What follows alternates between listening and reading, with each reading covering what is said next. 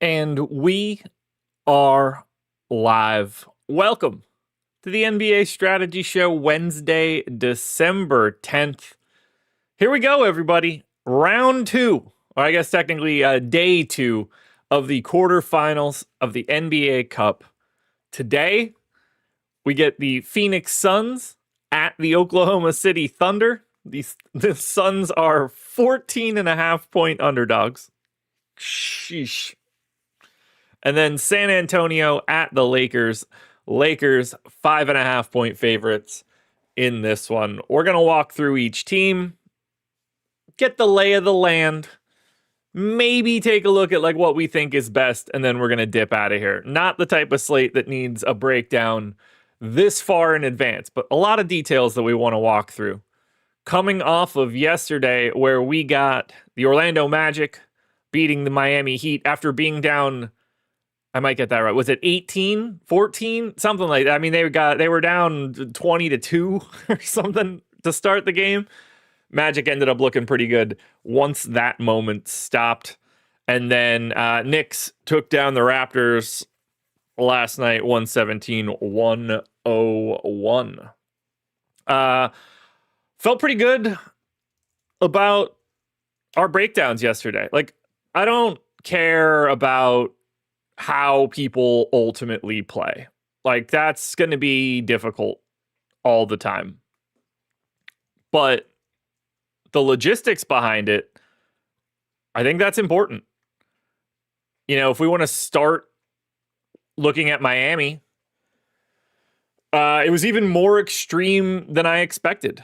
We got 24 minutes out of Jaime Jaquez, which, you know, it was my anticipation. But then we got 10 minutes out of Pelle Larsson. Now, I think that Larsson was going to be playing a little bit more than that, but he got hurt. Kel'el Ware played 12 minutes. Simone Fontecchio played 8 minutes in the first half, didn't play the second half, ended up being Drew Smith. They got away from that bench, which is what I expected. We got a little bit more out of, like, I didn't expect 37 out of Davion, but that was interesting to see. We ultimately ended up getting Anthony Black in the starting lineup. Now, he kind of just played the same amount of, he played 34. I had him for 32 most of the day, but that wasn't as big of a change. Tristan da Silva then plays 28 off the bench. Very solid value. Tyus Jones wasn't very good. We got 12 minutes out of John Isaac. Wendell Carter Jr. and Goga split their minutes. This all went pretty normal. I thought Jalen Suggs was going to leave for the entire game in the first quarter when he got hurt. Turns out he was just going to come back in and play the entire second quarter. So, got lucky on that one a little bit. New York and Toronto. Pretty much the same story here. We got 26 minutes out of Jordan Clarkson. He was in like 80% of my stuff. I would do that 100 times out of 100. All the Knicks starters played massive minutes, as we would expect. We got a little bit less of Mitchell Robinson than I was expecting, but not terribly shocking. And then nobody else really plays. So that one went like we would expect it to go. We ended up getting Emmanuel Quickley out. Jamal Shed starts, plays 33 minutes. Very clearly the number one play of the day, just based on that role change. Scotty Barnes was not very good. That hurt me quite a bit. I had a lot of Scotty Barnes. Colin Murray Boyles played more than I was expecting, but ultimately didn't really matter all that much on the Toronto side. They were pretty much never in this game after the midway point of the second quarter. And now we're here for today. So let's break it down, shall we? We'll start on Phoenix. Devin Booker, questionable, coming back from a right groin strain. So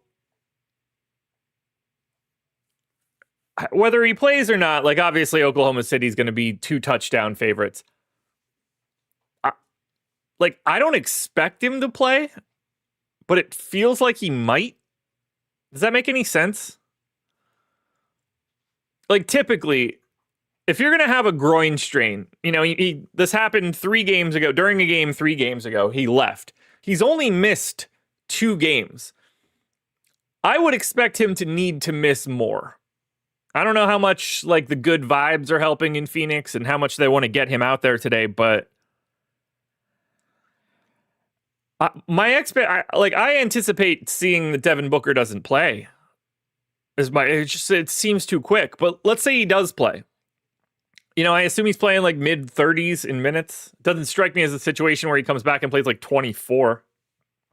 By the way, we got 32 minutes out of Paolo Banchero yesterday, as expected.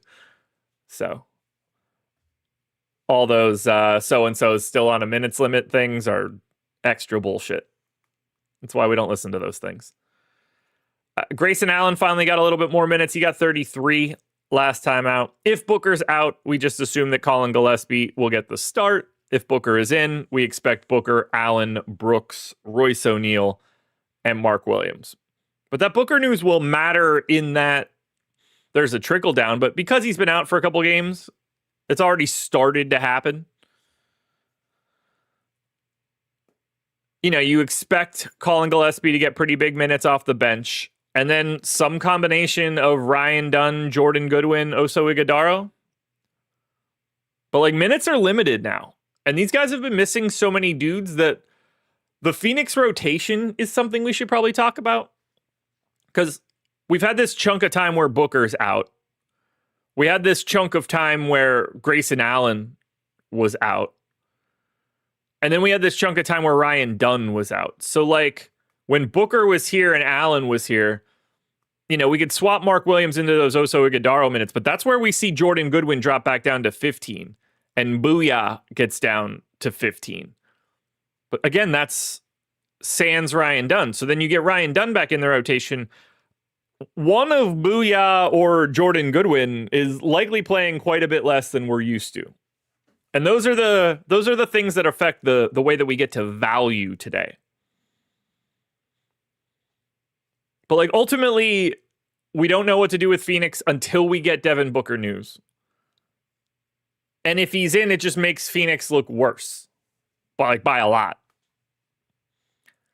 Now, OKC is just a death sentence for today. We don't know what they're going to do. We don't know how hard they're going to go. Do they even need to go that hard? SGA didn't play their most recent game. If this is competitive, he's playing 36 minutes. Case and Wallace can play anywhere from 24 to 34. Dort has missed the last 3. We don't really have any idea how many minutes he's going to play coming back today, but, could play upwards of 30 if the game matters. J-Dub is back. He played 34 in his second game. There's absolutely no reason to suspect that he's not playing into the 30s if this game matters. Same story for Chet. When the game matters, he plays 30. You have to kind of assume that. But we've got Caruso back now. Caruso has missed the last 4. He's been out since Aaron Wiggins came back. So both of those guys then enter the rotation. So we should see relatively limited minutes for Kenrich Williams, a bench rotation of AJ Mitchell, Alex Caruso, Wiggins, and Jalen Williams. And then if Carlson or Barnhizer or Jang are going to get out there, I'll never see it coming. But, this is a tricky team. You want to tell me AJ Mitchell plays 28 minutes instead of 24? And that Aaron Wiggins plays 24 instead of 21 and Caruso just sits again? All that's on the table. But if it's competitive, you're going to get real minutes out of these guys for once. The problem is the Oklahoma City Thunder are 14-point favorites right now. And that kind of makes it a little tricky. So if we look at OKC and Phoenix together, we've got about 40% ownership coming into J-Dub, 8K small forward, not surprised. $3,900 Lou Dort is 30% owned. Certainly scares me. No idea how much he's going to play today. Probably could be a bit too high right now, but we don't have a ton of value and we're going to need the value. You'll see that in a bit. Mark Williams is 30% owned, just balanced center that plays. That's going to be pretty consistent. You'll see it. Caruso. Can he play 20 minutes today? Because he's a $3,900 shooting guard small forward option. Looks great. Chet is power forward only? Huh? The starting center for the Oklahoma City Thunder is power forward only. Well, he's 7,800. He looks good. Then you got this pack of guys at 25%. Cason Wallace, Dylan Brooks, Ryan Dunn, SGA, Grayson Allen. And then a sea of 10 to 15ers. AJ Mitchell, Royce O'Neal, Colin Gillespie, Iguodaro, Devin Booker, Jalen Williams, Aaron Wiggins. I mean, this game's a mess. I find SGA very interesting. I'll talk about why in a bit. The value for Caruso and Wallace and Dort, I think you're just going to end up with those dudes pretty regularly.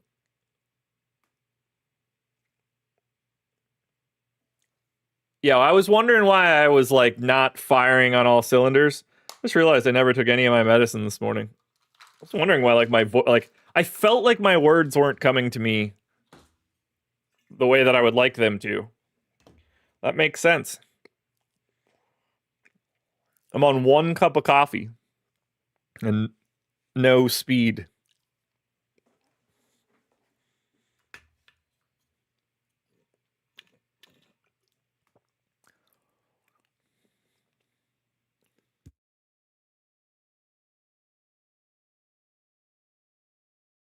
Whew, just enough water in that water bottle. Look, I like Chet a lot tonight at 7,800, especially if he's going to be the 5th most owned guy. I guess I should just say, like, what did I actually get on my first run? Not a lot of this game. William, J-Dub, Dort, SGA. I didn't get as much of this game as I would have expected.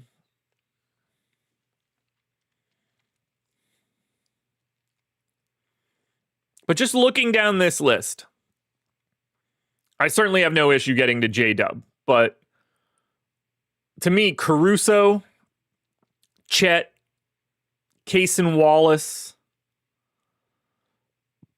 SGA, that like 25% owned tier, that's the tier that I'm looking at for this game.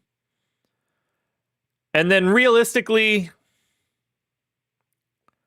I think $3,600 Oso Iguodaro is going to get slept on today.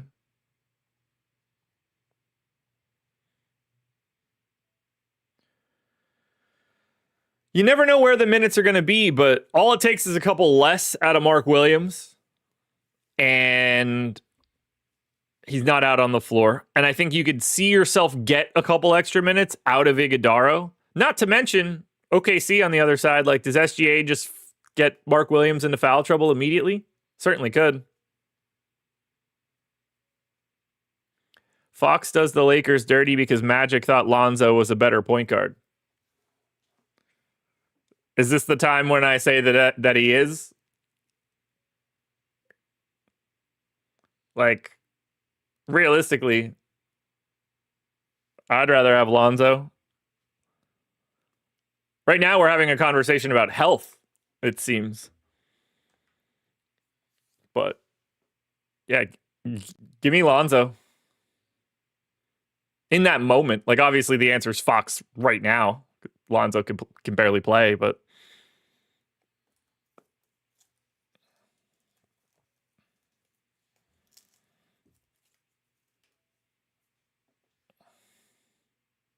All right, let's take a look at the second game as we work our way through this one. Hit the like button if you haven't done it yet. Spurs, 5.5 point dogs in LA, 238 total. No Wemby, which sucks. You know, we wanted to have him back for NBA Cup, but we don't. So we're looking at Fox, Castle, Vassell, Barnes, Cornette. Castle has been back for 1 game, so... you know, your guess is as good as mine as how much he can play today. I wouldn't be surprised if this rotation shortens up. I don't know who that would shorten to. I can comfortably say that Champagnie, Harper, and Keldon Johnson won't leave it, but one of Kelly Olynyk or Jeremy Sohan certainly can. But we don't know how many minutes Castle will play. In theory, you think this is the game that Luke Kornet gets the most run. But the only guy that I truly feel confident in today, and when I say confident, I mean from a playing time perspective, it's De'Aaron Fox. I have no idea how much Castle will play. We finally got a game with everybody in. Vassell played 27. I wouldn't be surprised if that continues to happen. The Barnacle of the Bay can get any random amount of minutes. Marquise, I legitimately could not care less how De'Aaron Fox plays against the Lakers. There is no less meaningful thing to me in the world. I'll never know because I wouldn't want to know.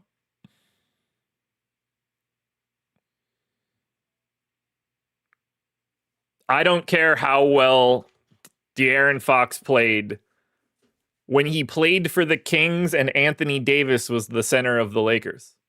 Surprisingly, not important. These guys have a different coach. They've got completely different players. They're on different teams. But yes, I'm sure he dominates yellow and purple more frequently.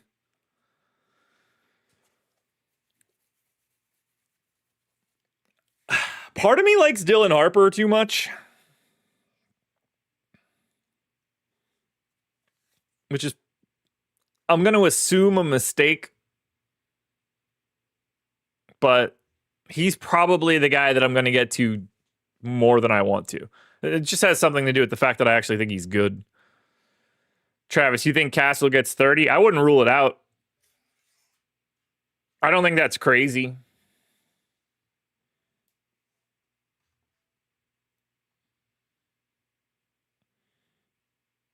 I hope your betting is overs if you think that. But for right now, I think San Antonio is like relatively easy to project. The Lakers are also, I think, relatively easy to project, but a pain in the ass. So Marcus Smart is back, I guess. He's missed the last 6. No idea how much he's going to play, but something in the 18-minute range makes a ton of sense. I think 40 minutes for Luka and 40 minutes for Austin Reeves are very clearly on the table. I expect real minutes out of Rui. I figure we get 30 out of Ayton. I think the only bench guys we see are Laravia, Smart, Hayes, and Gabe Vincent. Steven, that would be Castle. He's probably too small for it, but Castle. Like, to just be an irritant, at least.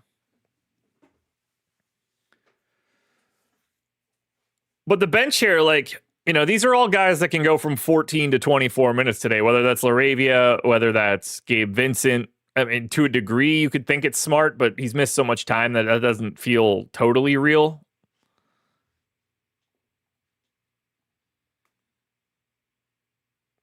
And then we've got to worry about, what is LeBron James today?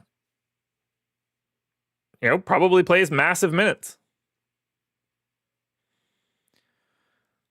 But if we get 40 out of Luka, 40 out of Reeves, 37 out of LeBron, that's not crazy to me. This is something that JJ Redick likes to do. We see it in their recent history. That's Rui getting 36 minutes. That's LeBron getting 36 minutes. That's 41 and 40 and multiple times for Reeves and Luka. So it won't surprise me at all to see those guys get massive ownership today. And the highest owned guy on today's slate right now is Luka Doncic. He is 12K and he's 46% owned.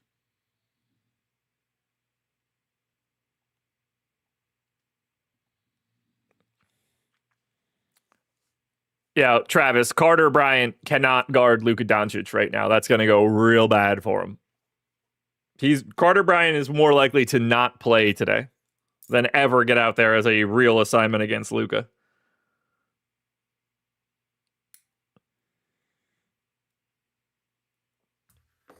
They're dead if that's happening. The second most owned guy here is Harrison Barnes. Now that terrifies me.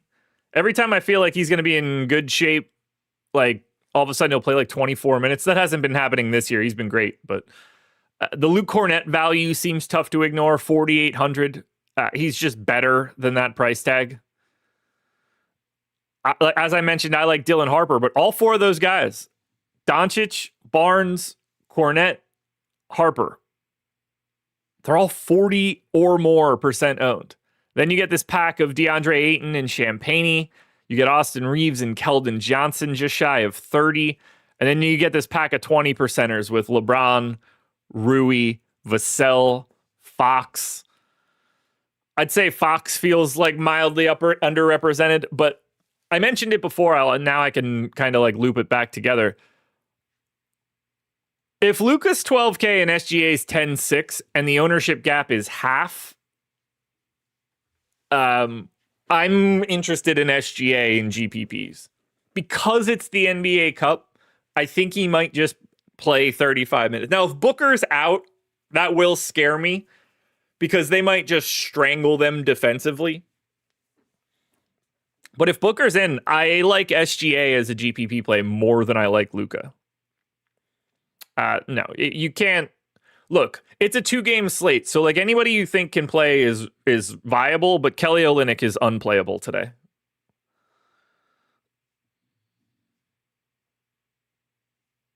And it's like I said, I like Luka. I'm right around the field if I take my top 150 lineups. I want to say that I had like 40-something% of Luka. Just under the field, but point remains. I have a ton of LeBron. $8,600 LeBron at 21% owned. Yeah, I'm not surprised. Here's the trickiest part. So I've sorted this by salary. You guys can see that, right? 12K Luka, 45% owned. 10.6 SGA, 20% owned. $9,100 Booker's 10. De'Aaron Fox at 9K is like 20. Point guard, point guard, point guard, point guard. The four most expensive guys on today's slate all play the same position. We don't get to a non-point guard position until $8,600 LeBron James. And if you look at this ownership, call it 45 and 22. I mean, pretty easily, we could just say that that's 70, 80, basically 90. For all intents and purposes, each lineup that gets built is going to have one of Luka, SGA, Booker, or Fox. Brandon, you say have to play some fringe guys to get up to Luka. That's not really the case. It's heavy ownership from Harrison Barnes, Luke Cornett, Dylan Harper, Lou Dort, Alex Caruso, even Cason Wallace to a degree. We've got enough value. It's just like any one of those guys might just play a little bit less. But between Harper, Dort, Caruso, Cason Wallace, Ryan Dunn, like we've got some paydowns today.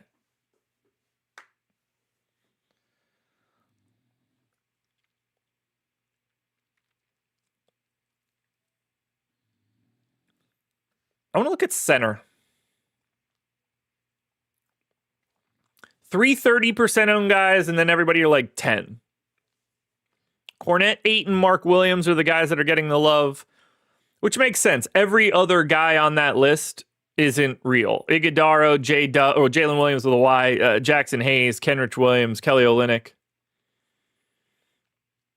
I mean, I 1,000,000% like Oso Iguodala more than anybody else in that list, but it seems like you're kind of just picking one of Cornett, Ayton, or Mark Williams in every lineup that you build, which makes sense. You have to have a center, and those guys total up 100% ownership.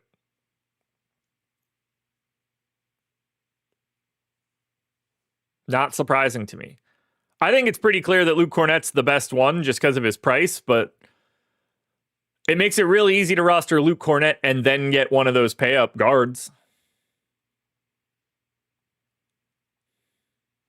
Highest leverage guy right now is Devin Vassell. I think that makes some sense given the position. Lowest leverage guy is Alex Caruso. Also doesn't surprise me all that much given the fact that he hasn't played a ton. So let's talk about tails before we go any further, take any questions. Got to remind you guys, you should download the app. Whether it's sports betting, pick'em sites, DFS, everything that you could want is going to be there or is there already. And this is totally free. You could download the app for free. You can follow along for free. The free picks feed is just going to be loaded with bets and pick'em cards and DFS stuff every day. You don't have to spend anything. You just download the app and follow along. Follow the individuals that you want to. Again, totally free. If you want to subscribe to someone and pay for one of their packages, if they're giving out picks or pick'em card, whatever their gimmick is, you can subscribe to that directly if you want to, but that's never required. The only thing we really want from you guys is to click the link in the description, download Tails, and leave us a review and a 5-star rating if that's how you feel, but a rating nevertheless. The goal is to get to 1,000 ratings by the time we get to Christmas. And if we keep the pace we have right now, you guys are going to be able to help us do that. Feels like a really nice landing spot if we do it by Christmas. So if you guys can, the link is in the description. I had Prize Picks cards there yesterday. DraftKings and FanDuel boost parlays. I had my DraftKings top 10 DFS plays as well. And that's just me. That says nothing for all the other guys you know internally at Stokastic and the 200 other experts that are on Tails. You're missing out if you're not there, guys. All right, do you guys have any questions for me? I've taken us through the games. We don't have a ton of crazy news. I can show you guys my contenders. This is where I stand as of right now. Top 10 optimal for me. Luke Cornett, Dylan Harper, LeBron James, Rui Hachimura, Mark Williams, DeAndre Ayton, Harrison Barnes, Alex Caruso, SGA, and Dort.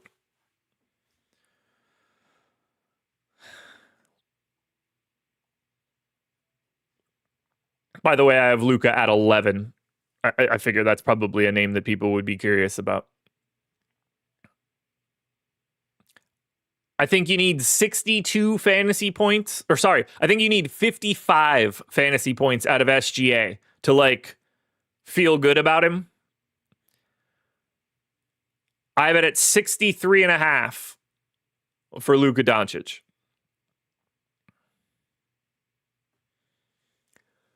But it's these 4K guys that get interesting, whether it's Luke Cornett or Dylan Harper or Rui or Harrison Barnes. You don't need much over the projection for these guys.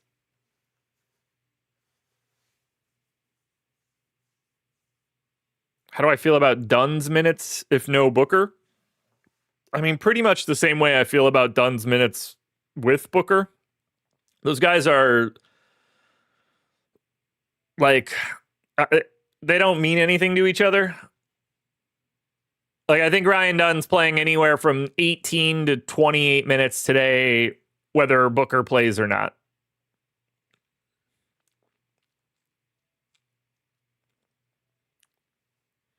Ooh, Steven, that's an interesting thing. I'm going to open that up quickly and build one lineup. I want to see what happens if you try to go to Luka and SGA. Single lineup sim here, folks. Can't beat it. Luka SGA locked. This is going to be disgusting, if it can happen. Dort, Caruso, Barnacle, Cornett, Champagne, Dylan Harper. Not the worst.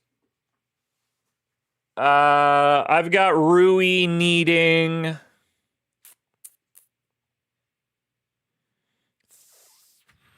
26.5.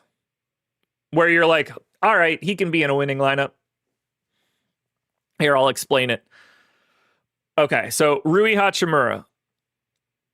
He's in the optimal lineup 39% of the time. For me, he's in the optimal lineup 39% of the time. When he's in the optimal lineup, his 20th percentile score of being in the optimal is 26.5 fantasy points. Basically, what's the low mark that gets him in there that isn't just random? That ends up being 26.5. He gets to 26.5 fantasy points 36% of the time that he plays. Are there any ladder challenges on tails? I'm sure there are. If I had to guess, there are. By the way, the SGA Luka Doncic lineup ends up 69% sim ROI. Pretty nice. Now it's a terrifying lineup for sure, but you can get to SGA and Luka Doncic with guys that have real names. All right, I'm going to do one last thing before we get out of here. Reminder, if you want to sign up at Portfolio EV, the link is in the description. Promo code 200. You can get 50% off Portfolio EV. Take a market-based approach to beating the books. Build yourself some positive EV parlays. If you're going to be building parlays, do it that way. It's much easier. Let's find out what my top 6 plays are on Prize Picks.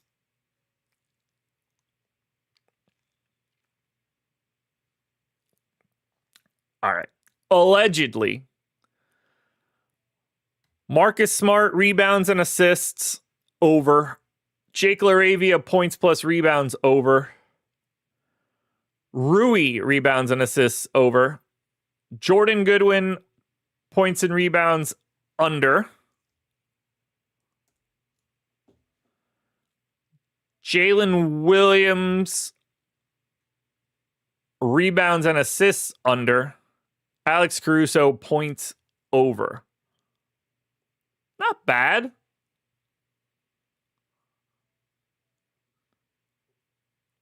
Not too bad.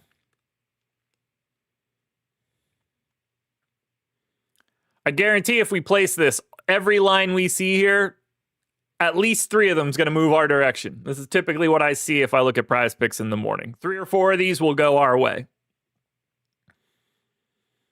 This is my number 1 Prize Picks card for right now. I will place that after this show. You guys got anything else for me? So I already forgot what time this shit is. 7:30 start. All right, so deeper dive tonight at 6 o'clock, I guess. We'll go from myself and DK will go from 6 to 6:45. And then Greg and I assume Eric will go from 6:45 to 7:30. So 7:30 lock, 45-minute shows tonight for both the deeper dive and live before lock. That's what we've got going on for today. Leading in to tonight's games. That's all I got, guys. We hit all the games. We don't have all that much injury news right now. So good luck, everybody. Enjoy yourselves. As I mentioned, download Tails, sign up at Portfolio EV. I guess I buried the lead here too. Sign up at Stokastic. Why wouldn't you want to do that? You can get in for free. Sign up through one of our partners. That link is in the description. You guys could have the potential of joining one of the 10 milli winners we've had over the last calendar year.